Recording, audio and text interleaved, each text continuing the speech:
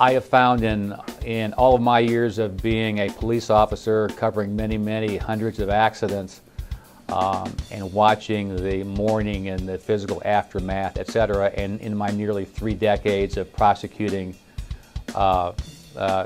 personal injury, car accidents, truck, bikes, etc., I found that the vast majority involve, in one way or another, directly or indirectly, some form of distracted driving.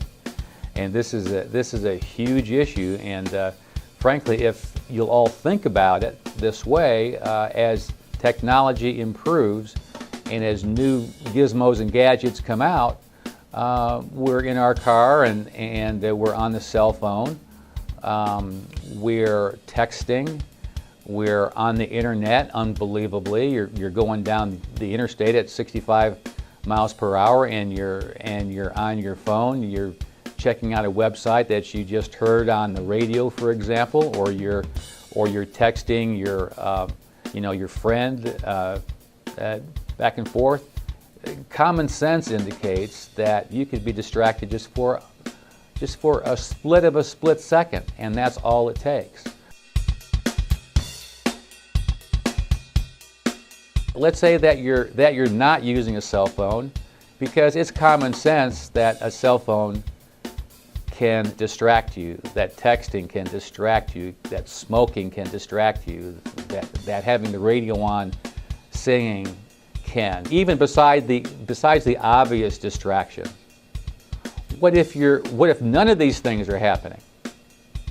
And then you're just driving down the road and you're mentally thinking about a problem you're having with your son. You're mentally thinking about this divorce that you're going through. You're mentally thinking about what you're going to do later on today after work. No one that's watching this can tell me that they've never experienced.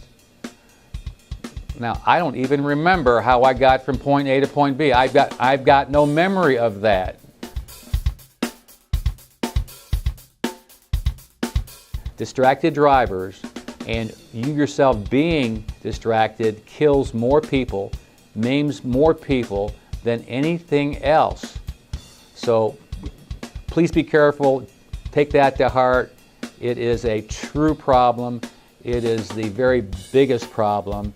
And then you might cause yourself having to be in a position of talking to someone like me.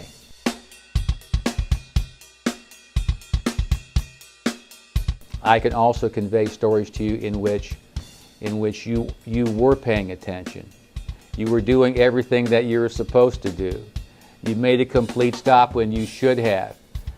You're at a red light, it turns green, you look left. It's clear. You look right. It's clear. You look left. It also looks clear.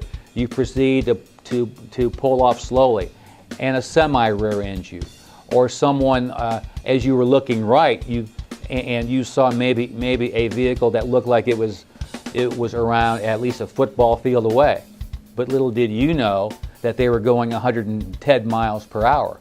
And so by the time you look left, right, left, and proceeded, slam. So there are times where there are crashes that just, I don't want to say it's meant to happen, but you've done everything that you possibly could have done. But you can't really stop those. But but those you can minimize are those that involve where you consciously are involved in allowing yourself to being distracted, and God forbid the times when you're not distracted and it happens anyway.